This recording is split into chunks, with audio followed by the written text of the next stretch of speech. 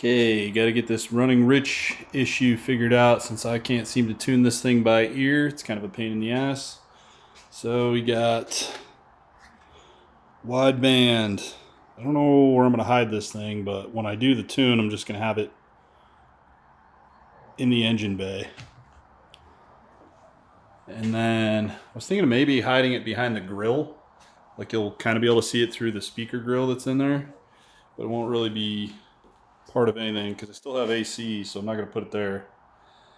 And I don't really want another gauge, like an aftermarket gauge on the dash cluster.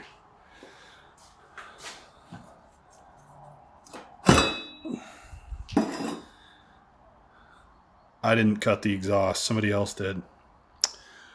Took out the heating element that's there for the great state of California.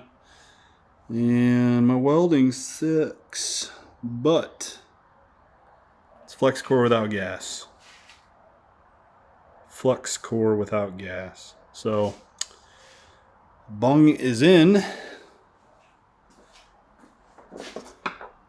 Comes with a Bosch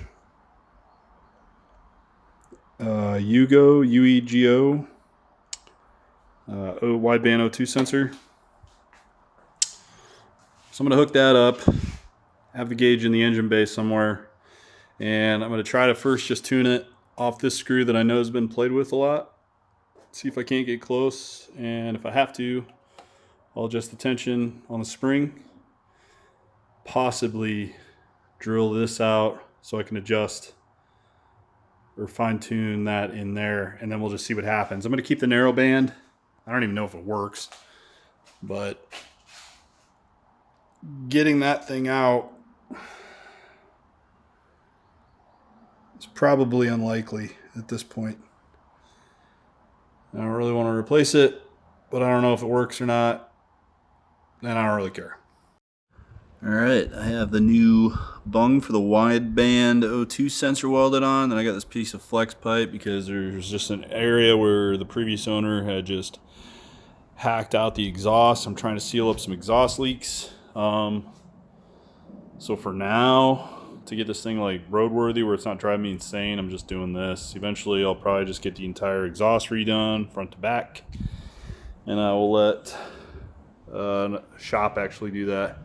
But for now, this is what's going to happen here. So we're using the old original factory exhaust with catalytic converter, and it's in shambles anyway, but there's not a bunch of holes in it, so I'm okay with using it, and I'm ready to get this thing installed. So that, I think, was the toughest part. Now I'm just going to put it back in, and I couldn't get that O2 sensor out. I heated it up because I was like, well, maybe I'll just replace it anyway. But once I get that wideband on there, I can kind of monitor and see what the computer is doing to adjust AFR. So I'm going to keep it disconnected while I tune to stoic, and then I'll reconnect it and we'll see what it does through the RPM bands. Wide open throttle, the O2 sensor is usually running that.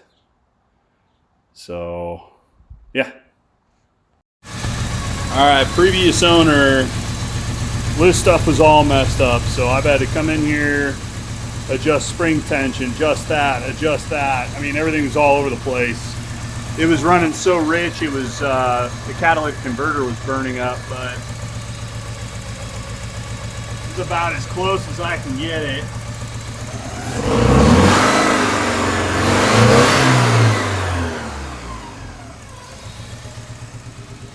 Now it sounds pretty good. Runs a little lean for a bit as it idles back down, but when I have it at around the 1500, 2000, just kind of like cruising, it's bouncing between like 13.8 and 14.7, so I feel like that's pretty good.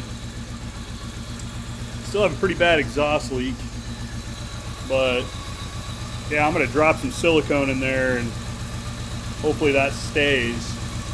But plug test is really going to be the only other way to determine if this is lean or rich. So I'm just gonna have to monitor the spark plugs. It was so rich before that it was just, the catalytic converter was just glowing hot. But everything looks good now.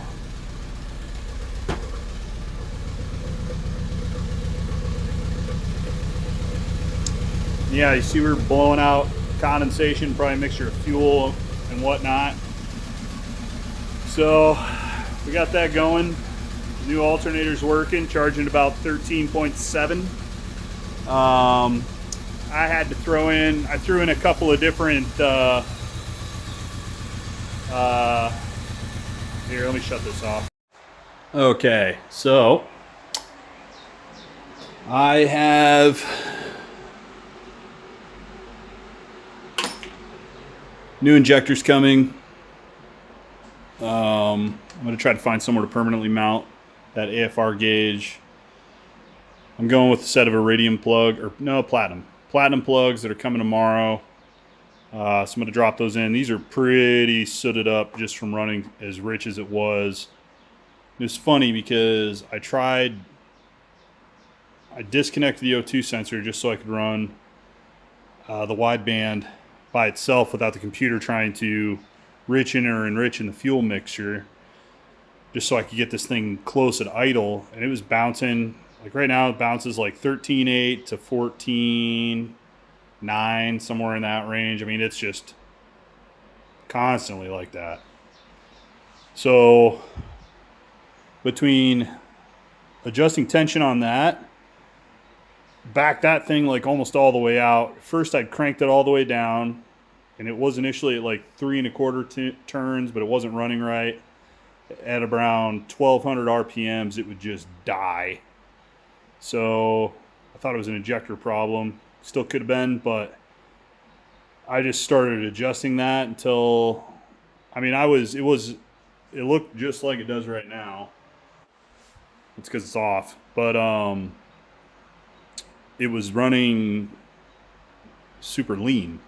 So I tried to get it to stock before I touched any of this shit.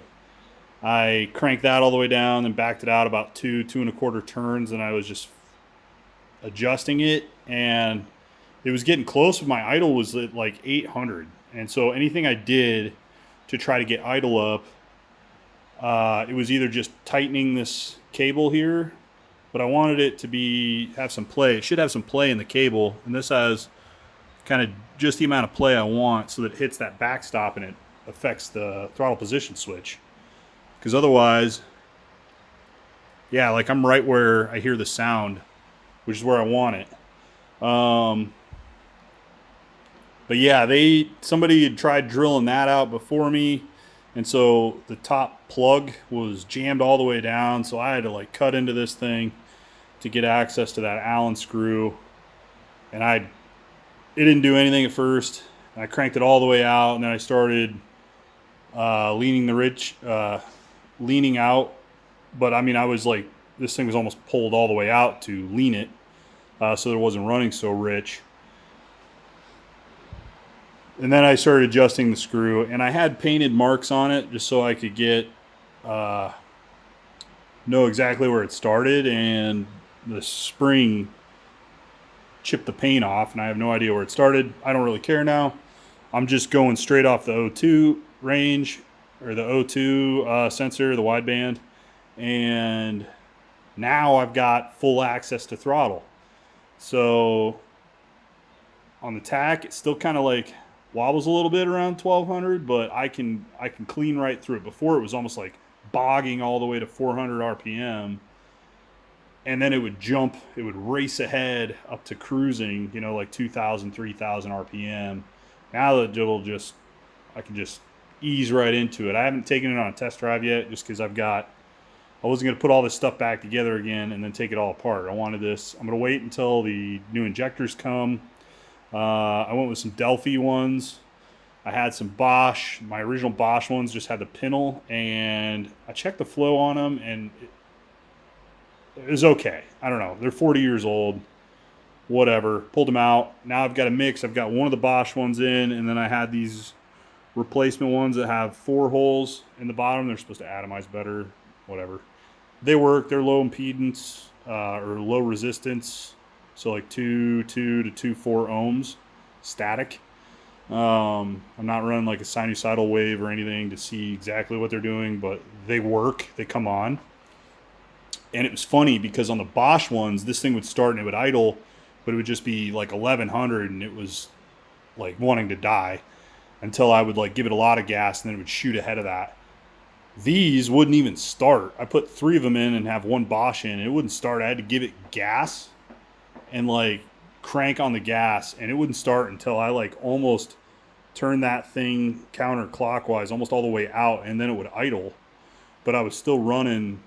Then I was running super lean, but it was running. So now I like just between these 3 things, going back and forth and 1 click at a time.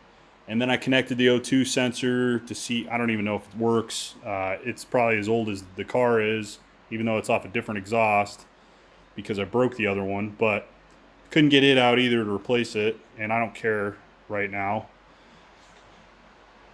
Hooked it up. It didn't really seem to do anything. I know that's more like at cruising speed, but whatever.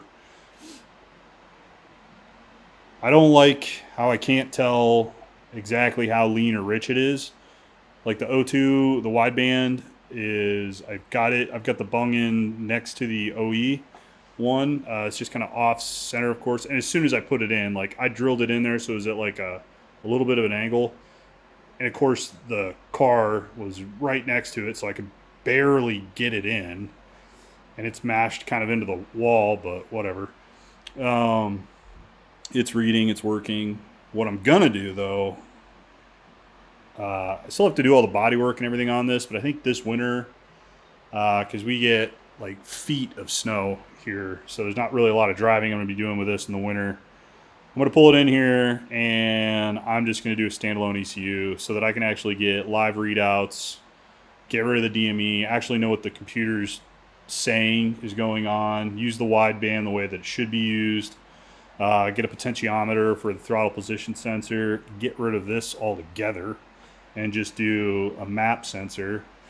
So that's kind of like my goal in the long run. I think I can do it for less than $1,000, and then I'll keep everything else kind of stock, but I think that's the way to go.